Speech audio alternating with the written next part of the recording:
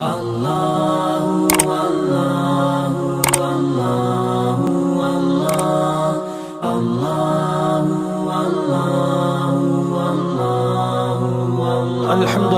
رب العالمین والصلاة والسلام علی سید الانبیاء والمرسلین سیدنا محمد وعلی آلہ واصحابہ اجمعین اما بعد۔ محترم سامعین، سلسلہ وار دلچسپ اصلاحی واقعات کی اس بزم میں آپ کا استقبال ہے۔ آج کی اس بزم میں ہم تاریخ اسلام کے ایک عظیم مجاہد کی ایمان افروز داستان کا تذکرہ کریں گے۔ محترم سامعین، ویسے تو اسلامی تاریخ بے شمار ایسے مجاہدوں اور غازیوں کے داستانوں اور کارناموں سے بھری پڑی ہے جنہوں نے دین اسلام کی سربلندی کی خاطر اور اعلاء کلمت اللہ کی خاطر اپنی جان و مال کا نذرانہ پیش کیا اور دنیا و آخرت دونوں جہاں میں سرخرو ہوئے۔ چنانچہ اسی عظیم جماعت کی فہرست میں ایک نام ہے ابو عبد الرحمن فروخ کا، جن کی بے مثال قربانی آج بھی اسلامی تاریخ کا روشن باب ہے۔ چنانچہ حضرات مورخین نے لکھا ہے کہ بنو امیہ کے دور خلافت میں مدینہ منورہ میں ایک صاحب رہا کرتے تھے جن کا نام تھا ابو عبد الرحمن فروخ۔ یہ وہ صاحب تھے جن کے دل میں اللہ رب العزت نے دین اسلام کی خاطر اپنی جان و مال کا نذرانہ پیش کرنے کا جذبہ وافر مقدار میں رکھا تھا۔ چنانچہ اسی زمانے میں خراسان کی طرف ایک جنگی مہم درپیش ہوئی تو ان کا دل مچلنے لگا اور ان کے جذبات بھی ابھرے، اور اس جنگی مہم میں انہوں نے اپنی شرکت اپنے لیے باعث سعادت سمجھی۔ لیکن دوسری طرف ان کی نجی زندگی کا حال یہ تھا کہ اس زمانے میں ان کی اہلیہ امید سے تھیں، یعنی کہ حاملہ تھیں۔ ایک طرف جنگی مہم درپیش ہے اور اس جنگی مہم میں شرکت کا جذبہ بھی ہے، لیکن دوسری طرف نجی گھریلو حالت یہ ہے کہ بیوی حاملہ ہے۔ کافی سوچ و بچار کے بعد انہوں نے جنگی مہم میں شرکت کا فیصلہ کیا اور اس ارادے سے اپنے گھر آئے اور اپنی اہلیہ کے پاس اپنے جذبات کا اظہار کیا۔ چونکہ وہ عورت بھی مضبوط ایمان والی عورت، ایک مجاہد کی بیوی تھی، چنانچہ انہوں نے ایسے نازک وقت میں بھی اپنے شوہر فروخ کو اللہ کے راستے میں نکلنے کا مشورہ دیا۔ اس طرح ابو عبد الرحمن فروخ نے اپنی اہلیہ کو اور اپنے ہونے والی اس اولاد کو اللہ کے سپرد کیا اور اس جنگی مہم میں شرکت کے لیے نکلے۔ لیکن چلتے ہوئے ابو عبد الرحمن فروخ نے اپنی بیوی کو یہ وصیت کی کہ میں تو اللہ کے راستے میں جا رہا ہوں، ممکن ہے کہ واپس نہ آ سکوں، لیکن میری جو بھی اولاد ہوگی تم اس کی اچھی طرح سے تربیت کرنا، اسے دینی تعلیم سے آراستہ کرنا۔ اور چلتے چلتے فروخ نے 23,000 دینار نقد اپنی بیوی کے سپرد کیے اور اس مہم میں شرکت کی نیت سے روانہ ہوئے۔ چنانچہ وقت گزرتا گیا، ابو عبد الرحمن فروخ اس مہم میں شریک رہے۔ ادھر وقت آ پہنچا اور اللہ رب العزت نے ابو عبد الرحمن فروخ کے گھر چاند سا ایک بچہ پیدا کیا۔ چنانچہ جب اس ولادت ہوئی تو ابو عبد الرحمن فروخ کی اہلیہ نے، اس نیک عورت نے اس بچے کا نام رکھا ربیعۃ الرائے، ربیعۃ الرائے۔ چنانچہ ادھر فروخ کی اہلیہ اپنے بچے کی پرورش کرتی رہیں، ان کی تربیت کرتی رہیں اور گویا کہ اپنے شوہر کا انتظار بھی کرتی رہیں۔ وقت گزرتا گیا، ادھر تقاضے بڑھتے رہے، ابو عبد الرحمن فروخ اللہ کے راستے میں رہے اور آگے بڑھتے چلے جا رہے تھے۔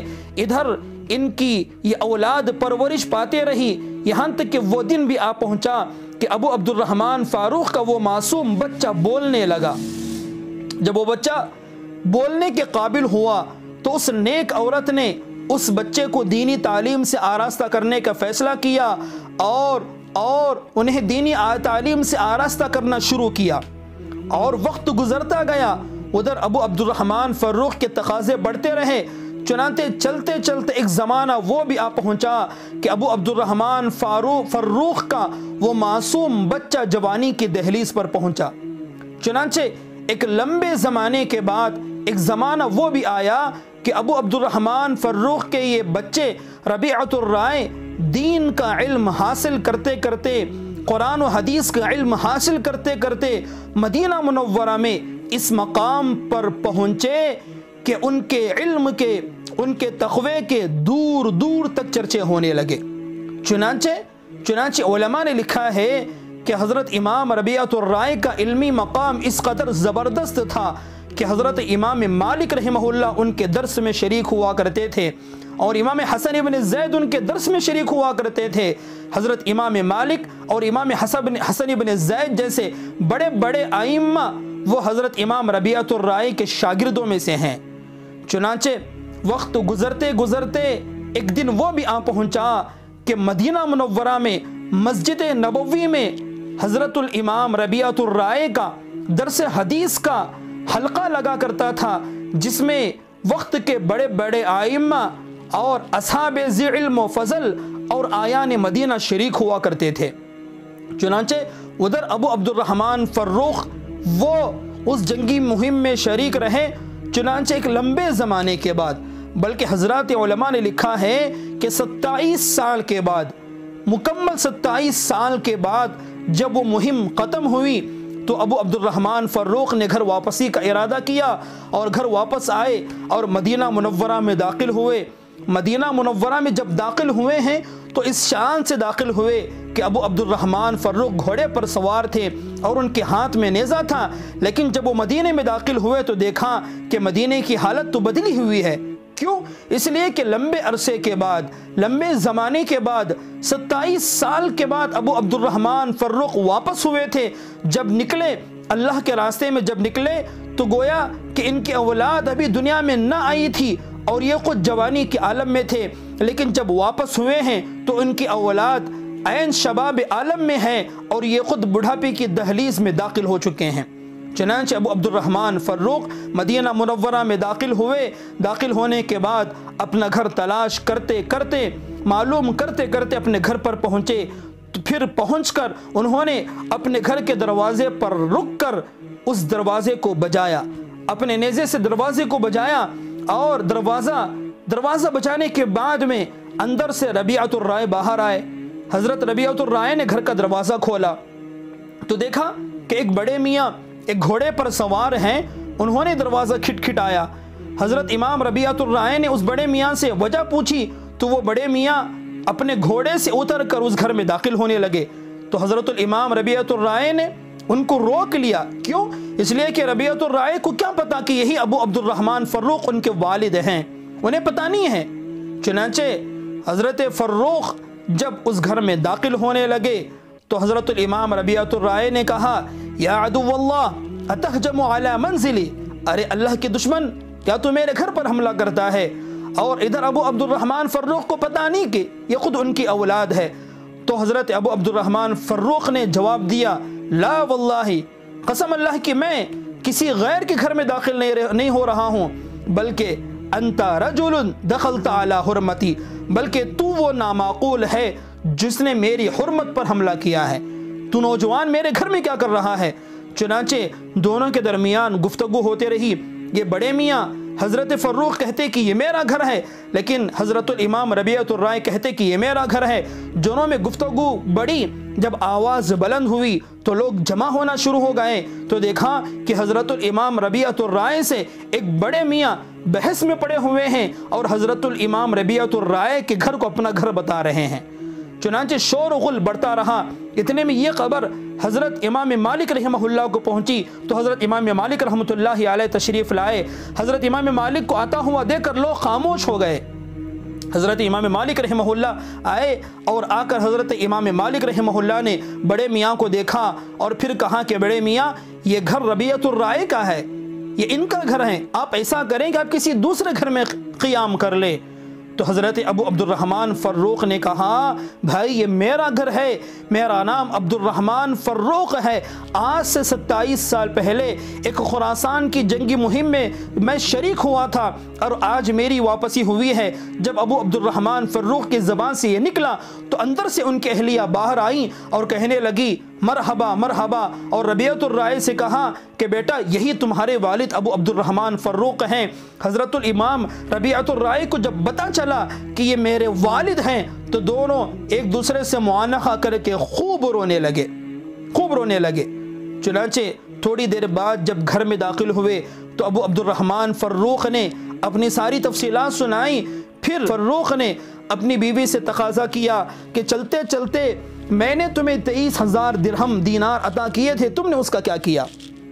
تو بیوی نے کہا کہ ابھی آپ لمبے سفر سے واپس آئے ہیں، اتنی جلدی کیا ہے؟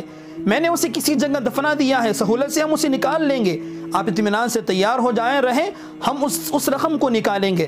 چنانچہ ادھر جب نماز کا وقت ہوا تو حضرت الامام ربیعۃ الرائے مسجد نبوی تشریف لے گئے، اور جب ادھر ان کی ماں کو یعنی حضرت فروخ کی بیوی کو جب پتہ چلا کہ حضرت الامام میرا بیٹا ربیعۃ الرائے وہ مسجد نبوی گیا ہے اور نماز کے بعد اس کا درس کا حلقہ لگے گا، تو ابو عبد الرحمن فروخ کے اہلیہ نے اپنے شوہر سے کہا دیکھو ایک کام کرو، اس وقت تم مسجد نبوی جاؤ اور مسجد نبوی میں نماز پڑھ کے آؤ۔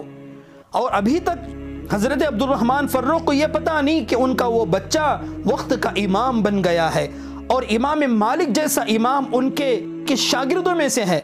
چنانچہ حضرت ابو عبد الرحمن فروخ مسجد نبوی میں داخل ہوئے، نماز ادا کی تو دیکھا کہ نماز کے بعد ایک جگہ ایک بڑا مجمع لگا ہوا ہے اور ایک آدمی ایک نوجوان بیٹھے ہوئے حدیث کا درس دے رہے ہیں۔ ابو عبد الرحمن فروخ بھی اس حلقہ درس کے پاس آئے، لیکن کثرت ازدحام کی وجہ سے خود اپنے بچے کو پہچان نہ سکے۔ ایک آدمی سے انہوں نے پوچھا کہ یہ کون ہے، یہ شیخ کون ہے؟ تو اس آدمی نے کہا یہ ربیعۃ الرائے بن ابو عبد الرحمن فروخ ہیں۔ جب حضرت فروخ نے یہ نام سنا تو ان کی آنکھوں سے آنسو جاری ہو گئے، واپس اپنے گھر چلے آئے اور اپنی بیوی سے اپنے اس بچے کی نوجوان بچے کی شان اور اس کے علمی مقام کو بیان کیا۔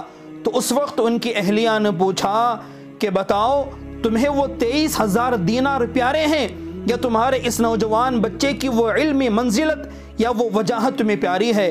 تو حضرت ابو عبد الرحمن فروخ نے کہا کہ 23,000 دینار وہ کس کام کے، مجھے میرے اس بچے پر ناز ہے جو آج وقت کا امام بنا ہوا ہے، مجھے اس کی وہ علمی وجاہت میرے لیے کافی ہے۔